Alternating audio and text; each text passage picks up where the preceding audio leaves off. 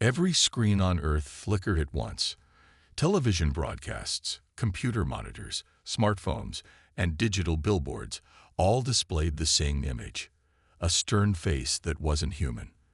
The being had gray skin that looked like polished stone, 4 eyes arranged in a diamond pattern, and no visible nose or ears. "People of Earth," the alien said in perfect English, "I am High Commander Drez of the Dominion. Your world is now part of our empire." In the White House Situation Room, President Wilson grabbed the edge of the table. "How are they broadcasting on every channel?" No one answered. They were all watching the alien continue his speech. "The Dominion rules over 300 worlds across this sector of the galaxy. Resistance is pointless. We require tribute. You will provide 5% of your planet's mineral resources and 10,000 humans for labor each year. You have 30 Earth days to deliver your first payment. Instructions will follow." The screens went dark. Then normal broadcasts returned as if nothing had happened. For 10 seconds, no one in the Situation Room spoke. Then everyone started talking at once. "Get me confirmation this was real," the president ordered. General Adams stepped forward. "Sir, our deep space monitoring stations detected a massive ship entering orbit just before the broadcast. It's still there.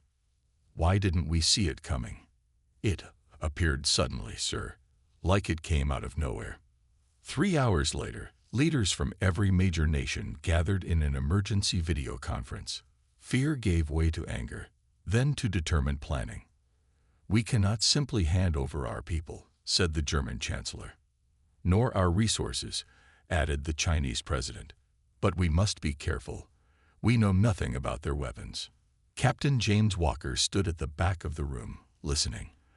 At 35, he was the youngest officer ever appointed to lead Earth's small space defense force. Not that their handful of orbital platforms would do much good against aliens who could travel between stars. "Captain Walker," called the president, "your thoughts." Walker stepped forward. "Sir, I think we need more information before we decide anything. We should try to talk to them, learn about them, find out their weaknesses." "Their weaknesses?" Someone laughed. "They crossed light years to get here." Walker shook his head. "Even advanced civilizations have flaws, and something doesn't add up. If they're so powerful, why ask for tribute? Why not just take what they want?" The room grew quiet as people considered this. "They're giving us 30 days, Walker continued.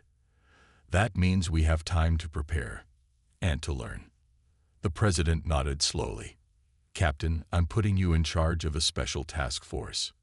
Your job is to find out everything you can about these Dominion aliens."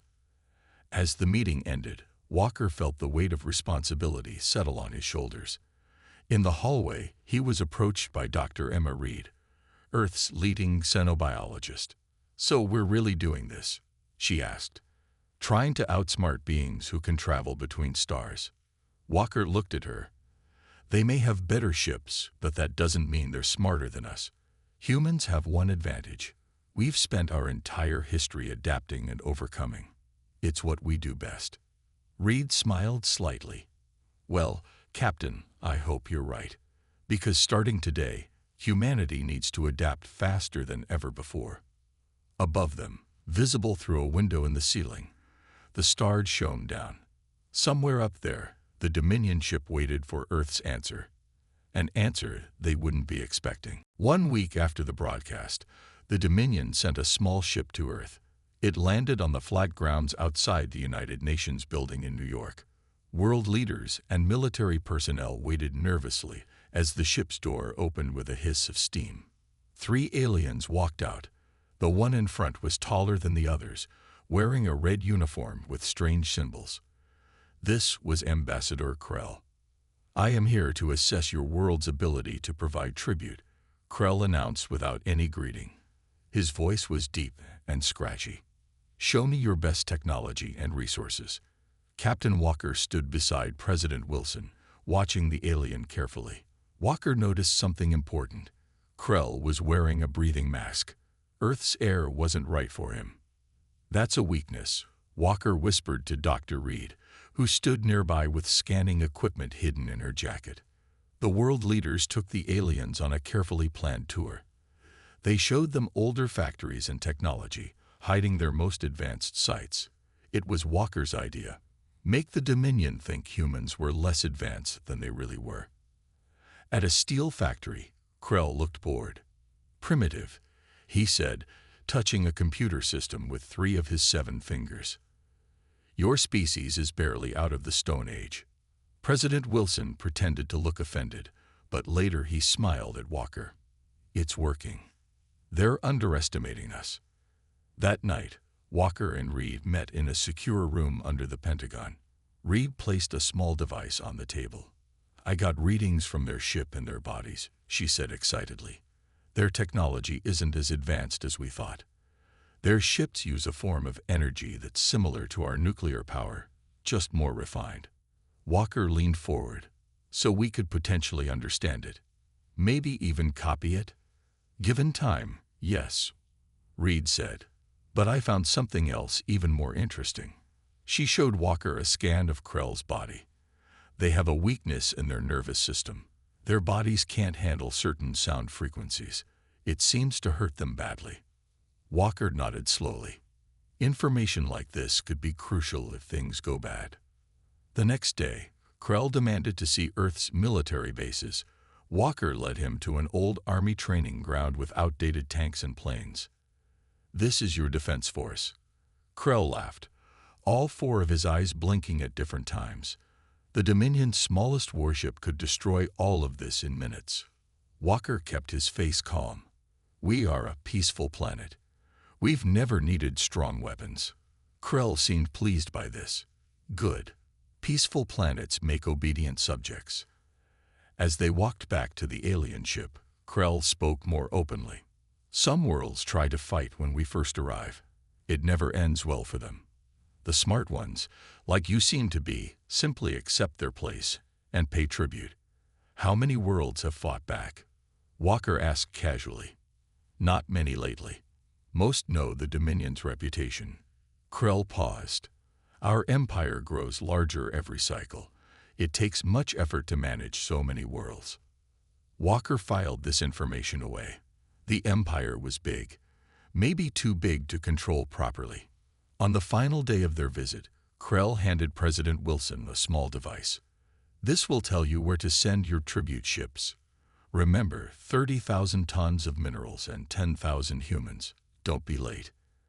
After the alien ship left Earth's atmosphere, Walker met with the world leaders. Well, asked the president. Walker smiled for the first time in days. Their technology is impressive, but not magical. They're stretched thin across too many worlds, and they've completely underestimated us. So what do we do? Asked the Chinese president. We give them their tribute, Walker said with a determined look, but not exactly the tribute they're expecting. 29 days after the Dominion's first message, Earth launched its tribute ships. 5 massive cargo vessels blasted off from different launch sites around the world, carrying the demanded minerals. They looked like simple transport ships, but each one hid a secret. Are the monitoring devices working? Walker asked, standing in the secret control room built underneath NASA headquarters. Dr. Reed checked her screens. All systems online. Each ship is sending back data about Dominion space routes and technology. The tribute ships also carried something else. Volunteers. Not the slave labor the Dominion expected, but soldiers and scientists who had agreed to go undercover. Each person carried hidden recording equipment. If anyone could get inside information about the Dominion, it would be them. President Wilson entered the room. How's it going? So far, the Dominion suspects nothing, Walker replied. They're guiding our ships to different parts of their territory. Within a week, data began flowing back. The volunteers sent secret messages when they could. One of the scientists, Dr. Morris, had been taken to a Dominion research station. His message made everyone in the control room gasp. The Dominion's empire is bigger than we thought, Walker said, reading the report, but they're having trouble controlling it all. Many worlds are on the edge of rebellion. Reed pointed to another screen. Look at these engine readings. Their faster-than-light technology isn't that different from theories our scientists have been working on. With this data, we might be able to build our own ships. Walker nodded, but his mind was elsewhere. I need to get out there. See the Dominion for myself. 3 days later, Walker and a small team of Special Forces soldiers hit aboard the 6th tribute ship. They had built a secret compartment that wouldn't show up on Dominion scans. The mission was extremely dangerous. If caught, they would certainly be killed. After 2 days in space, the Dominion ships guided them to a space station orbiting a distant moon. While the Dominion officers checked the cargo, Walker and his team slipped out in special suits that blocked body heat from sensors. Stay together, Walker whispered through his helmet radio. Remember the layout we studied.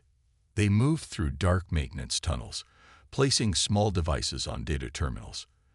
These would copy Dominion information and send it back to Earth using a new transmission method Dr. Reed had developed. In a large command room, Walker saw something unexpected, a group of aliens who weren't Dominion. They looked more like tall insects with green skin and large eyes. They were working as servants, bringing food to Dominion officers. One of these aliens noticed Walker. For a tense moment, Walker thought he would alert the Dominion. Instead, the alien made a strange hand gesture and turned away. He saw me but didn't report us, Walker whispered to his team. Interesting. Before leaving the station, Walker took a risk.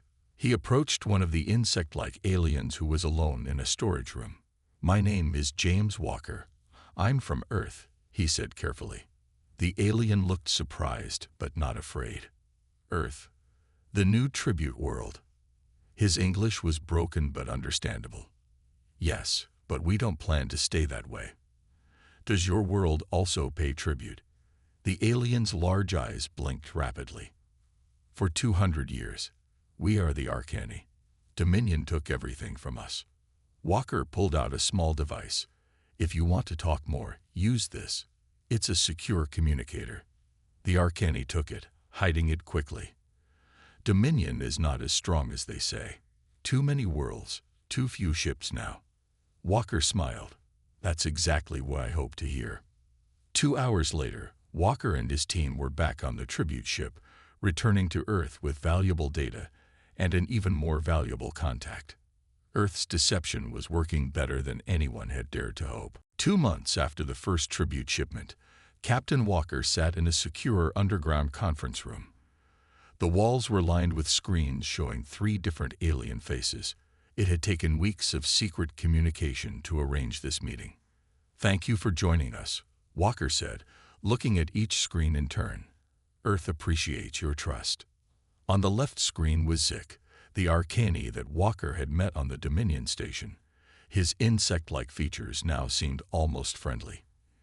In the middle was Brel, a representative of the Voxians, a race of blue-skinned humanoids who had been under Dominion rule for 50 years.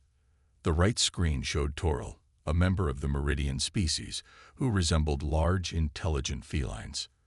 We take great risks speaking with you, said Toril, her cat-like eyes narrowing. If Dominion discovers this meeting, our worlds will suffer. Dr. Reed stepped forward. We understand the risk. That's why we've developed this secure communication system. The Dominion cannot detect it. Humans are new to space, Brel observed, his blue skin shimmering under his world's twin suns. Yet you already resist. Impressive. Walker nodded. We've learned that the Dominion rules through fear, not actual strength. Their empire has grown too large to control properly. This is true. Zik clicked his mandibles together. Dominion ships visit our world only twice per year now. Not enough ships to watch all worlds. Walker pressed a button, showing maps of Dominion territory based on data they had collected. We believe that with coordinated action, we could challenge their rule. The 3 aliens looked at each other across their separate screens. This kind of talk was dangerous. For a moment, no one spoke. Finally, Brel broke the silence. What do you propose, humans? An alliance, Walker said simply. Each of our species has different strengths. Together, we might succeed where any one of us alone would fail. Reed displayed the results of her research. The Arcani have advanced biological technology. The Voxians excel at energy systems. Meridians are master strategists. And humans, she smiled, we're adaptable and good at thinking outside the box. What is this box?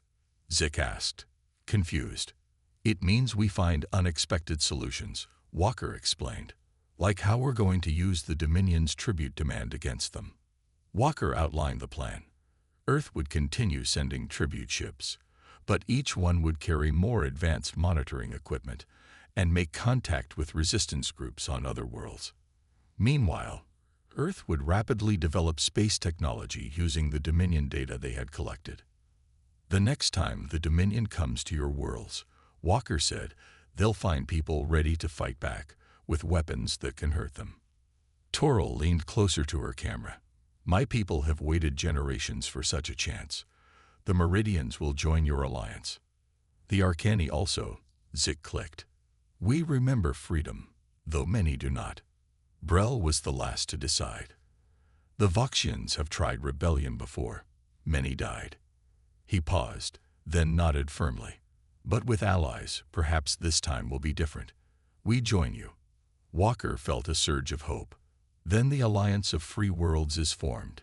3 days later, Walker briefed Earth's leaders on the new alliance. President Wilson looked concerned. This is moving faster than we expected, Captain. Are we ready for this? Walker nodded confidently. The Dominion's tributary system is their weakness. Their ships must visit dozens of worlds to collect resources. They've grown complacent. And our new allies? Asked the Chinese president. Can they be trusted? They hate the Dominion more than we do. Walker said. They've suffered under them for generations. Yes, they can be trusted. As the meeting ended, Dr. Reed approached Walker. The Dominion expects another tribute shipment next month.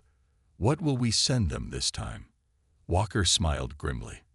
Something they definitely aren't expecting. 6 months after first contact, Earth had changed dramatically. Hidden factories worked day and night, building technology based on Dominion designs, but improved by human innovation. Captain Walker watched workers assemble a prototype engine in a secret facility buried deep beneath the Rocky Mountains. Dr. Reed stood beside him, checking measurements on her tablet. Will it work? Walker asked. Reed nodded. The Voxians' energy designs combined with our materials science made the breakthrough possible. This engine will make our ships faster than anything the Dominion has. Across the room, engineers were fitting weapons into small fighter craft. These weren't ordinary weapons. They were designed to emit the specific sound frequencies that damage Dominion nervous systems. How many ships will be ready in time? Walker asked the facility director. 50 fighters and 5 larger vessels. The director replied. Not enough to fight a war, but enough for what we have planned. Walker's communicator beeped. It was a message from Toril, their Meridian ally. He read it and smiled. Good news. The Meridians have successfully hidden weapons caches on 12 Dominion outposts. When the signal comes, their resistance fighters will be ready. Reed looked concerned. The Dominion is starting to get suspicious about our tribute shipments. They've noticed the mineral content isn't exactly what they asked for. That's why we need to move soon, Walker replied, before they realize what we're doing. Later that day, Walker met with his Special Forces team. 20 men and women from different countries, all trained for space combat. They had been practicing with new suits designed to work in zero gravity. You all know the mission, Walker told them. When the time comes, you'll board the Dominion command ship and take control of their communication systems. That will prevent them from calling for help. A soldier raised her hand. Sir, what if they're expecting us? Then we adapt, Walker said firmly. That's what humans do best. Meanwhile, Dr. Reed was putting the finishing touches on her most important creation. It was a computer virus designed to infect Dominion systems. The virus will spread through their network, she explained to President Wilson. It will shut down their weapons and life support systems for exactly 10 minutes. That's our window. The president looked at the small data drive that contained the virus. Such a small thing to bring down an empire. Sometimes the smallest tools make the biggest changes, Reed replied. As the preparation continued, the Alliance members coordinated their plans. The Arcani had created biological agents that would temporarily incapacitate Dominion soldiers without harming other species. The Voxians had modified their energy shields to protect Alliance ships from Dominion weapons. The date was set. In exactly 14 days, the Alliance would strike simultaneously across Dominion territory. 2 days before the planned rebellion, Walker received an urgent message. The Dominion was sending a larger ship to Earth, a warship. They suspect something, he told the Emergency Council. We need to move up our timetable.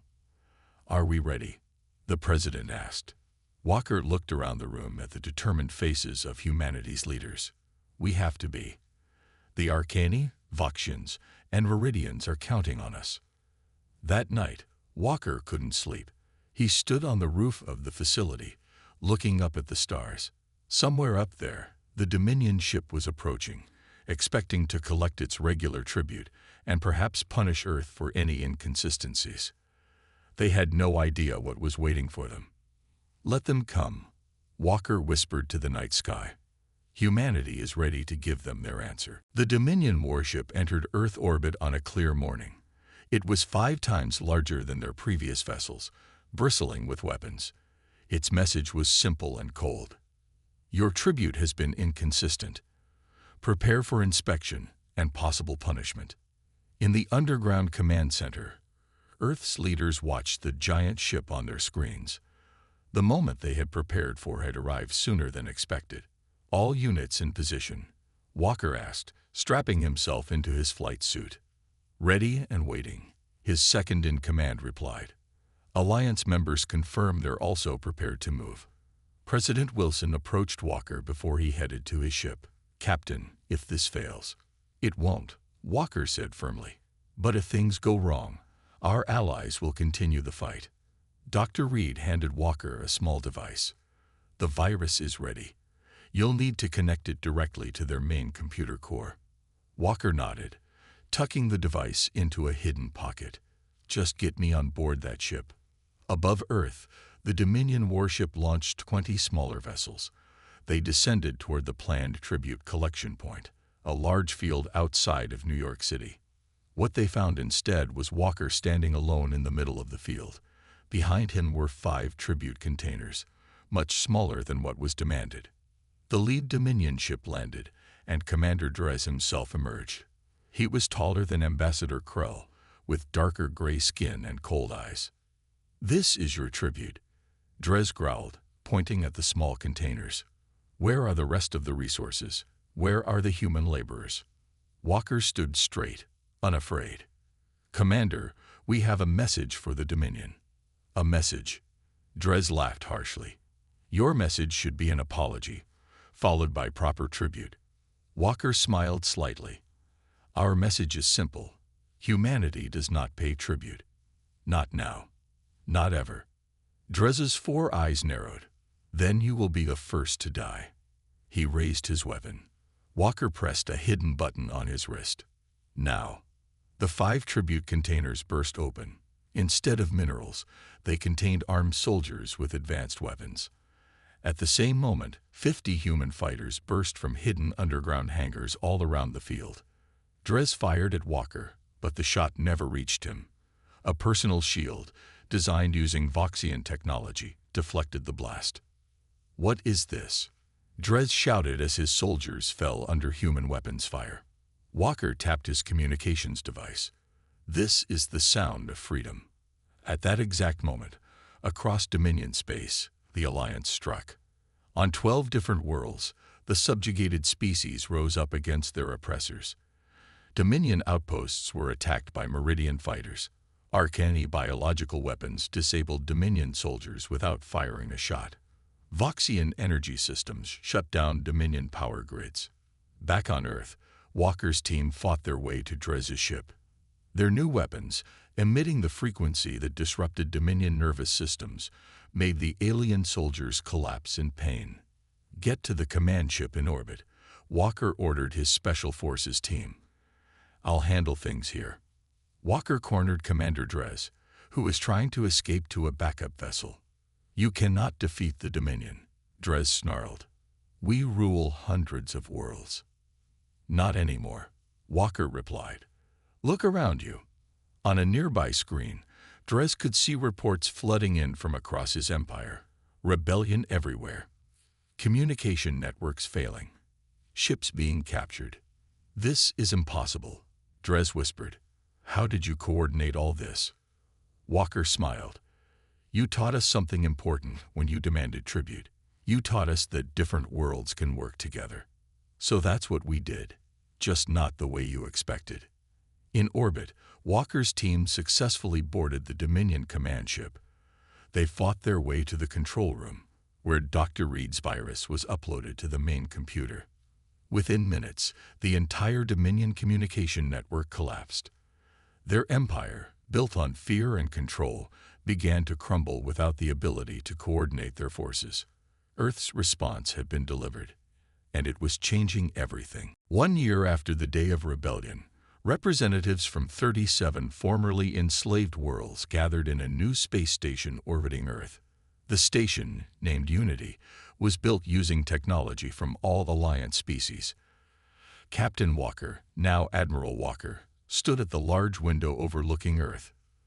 The blue planet looked peaceful from space, giving no hint of the battle that had changed the galaxy. Admiring the view, Dr. Reed asked, joining him at the window. Walker nodded. Hard to believe how much has changed in just 1 year. The Dominion had collapsed faster than anyone expected. Without their communication network and faced with rebellions on hundreds of worlds, their forces had scattered. Some fought to the end, while others surrendered. Commander Dres had been captured and now faced trial for crimes against multiple species. Ambassador Krell had surprisingly defected to the Alliance, providing valuable information about remaining Dominion strongholds. "The meeting is about to start," Reed reminded Walker. "Everyone's waiting."